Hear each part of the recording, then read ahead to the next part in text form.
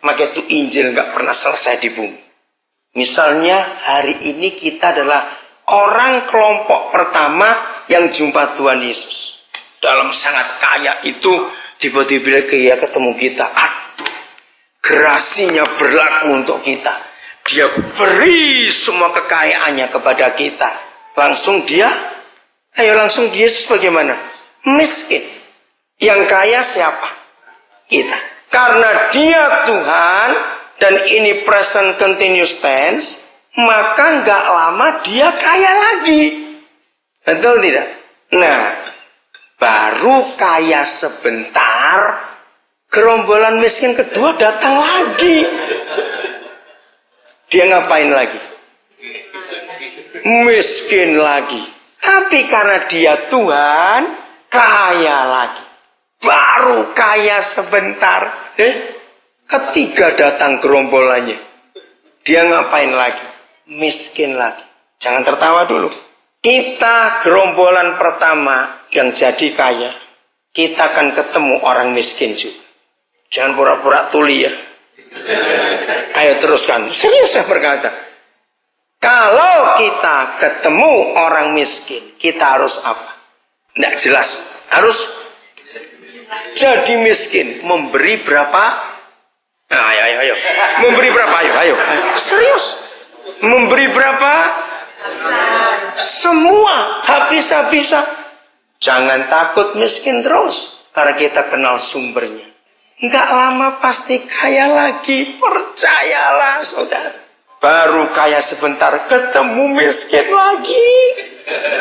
Kita ngapain lagi? Habis-habisan lagi. Itu arti ayat 9. Ini yang gak pernah gereja ajarkan. Karena pendetanya terlalu banyak duit. Kaya raya, betul. Anggotanya miskin terus. Saudara, saya mau buktikan. Saya lama tinggal di Jerman. Tahun 83. Saya dikagetkan oleh Roh Kudus waktu saya ada di kota Bochum di Jerman Tengah. Saya digerakkan untuk belajar tentang komunis. Saya kaget. Kenapa saya pendeta kok suruh belajar komunis? Kaget saya. Akhirnya saya cari data lengkap di Jerman. Apalagi komunis itu Das Kapital, itu bahasa Jerman. Karl Marx. Ringkas cerita. Mengapa dalam waktu 7 dekade, dengar ya, komunis itu resmi menjadi milik dunia tahun 1917. Waktu revolusi Bolshevik. Semua keluarga Tsar Rusia dibunuh habis. Lalu komunis menguasai dunia. 89 runtuh. Saya bersyukur. Waktu tembok Berlin runtuh, saya ada di Berlin. 2 minggu sebelum runtuh, belum terjadi apa-apa. Para mahasiswa Indonesia jadi saksi. 2 minggu sebelum runtuh. Jadi akhir Oktober. Runtuhnya 13 November 89. Tiba-tiba saudara, saya digerakkan. Satu orang Jerman, pendeta Wolfgang, saya lupa dia siapa family namanya. Dari Berlin Barat, untuk melihat ke Berlin Timur, di depan Brandenburger Tor, yang patung kuda itu gerbang besar, itu pemerintah Jerman Barat membangun podium. Beberapa begitu, sengaja supaya orang dari Jerman Barat bisa naik dan ngelongok ke sebelah. Malam itu saya mengajak beberapa mahasiswa Indonesia, sedikit gerakan Roh Kudus, ayo berdoa sambil ngangkat tangan. Itu belum terjadi apa-apa, nggak dengar. Kami menangis berdoa, minta kemurahan Tuhan supaya Injil sampai ke sana. Itu akhir Oktober 89, saudara. 2 minggu kemudian, kami bingung di Berlin. Loh, kok jadi rame? Loh, ada apa? Orang Berlin nggak tahu. Ternyata sudah ada tanda tangan antara Mikhail Gorbachev dengan Honecker. Honecker itu presiden di Jerman Timur, dengan Ronald Reagan.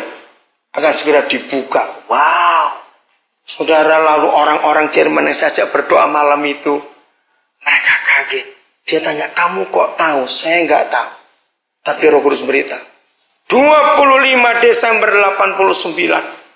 Benteng terakhir komunis di Rusia, di Eropa Timur, Rumania. Malam itu Presiden Ceausescu, Presiden Rumania, dibunuh oleh rakyatnya sendiri. Begitu dia mati, tepat 25 Desember 89, maka dunia bersorak-sorai, komunis hancur sampai hari ini. Lihat 1917 sampai 1989.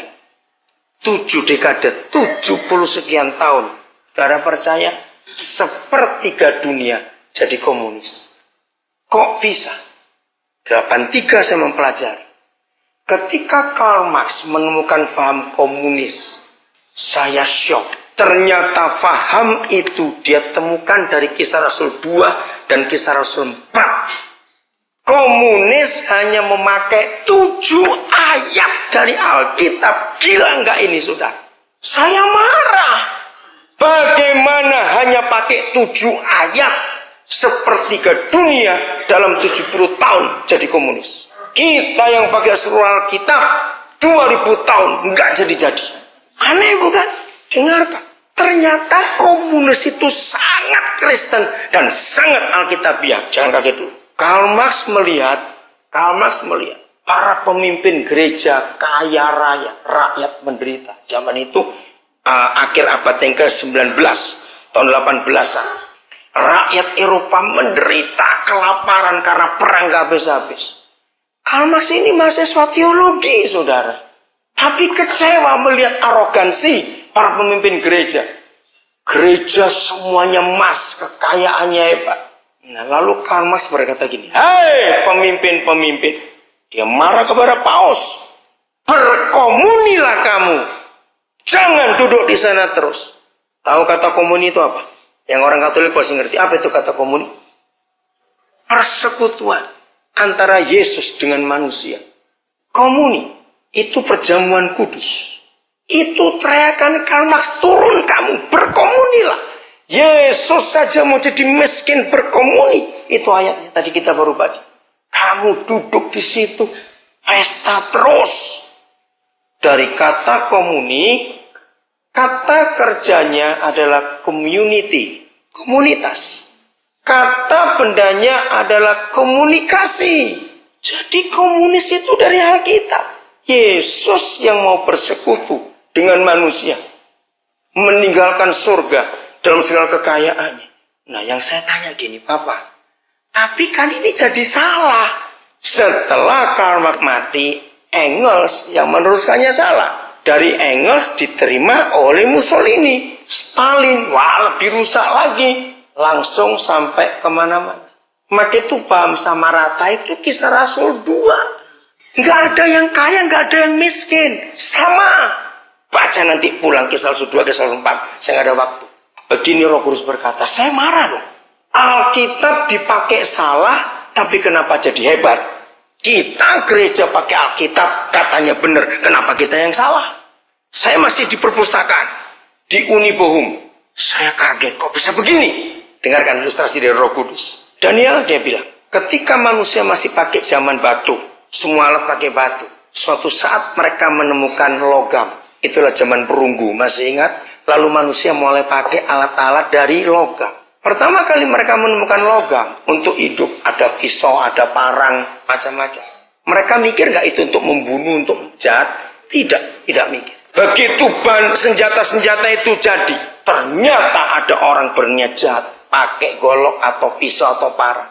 Begini pertanyaan Papa di surga. Ketika orang itu pakai senjata itu untuk berbuat jahat, dia akan tetap tajam atau otomatis tumpul ketika dipakai yang jahat? Saudara jawab apa? Ayo, kalau senjata itu tajam, walaupun diciptakannya pertama untuk kebaikan, untuk menolong hidup supaya lebih mudah, tapi begitu dipakai untuk jahat, dia tajam, tetap tajam atau berubah jadi tumpul. Nah, itu dia.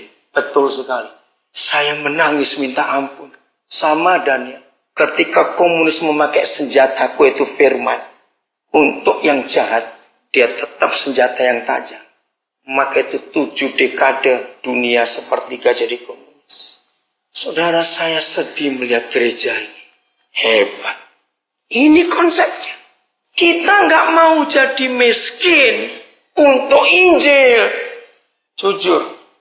Kalau hal sederhana yang kita mau pakai untuk ayat 9, 2 Korintus 8, itu begini, saudara.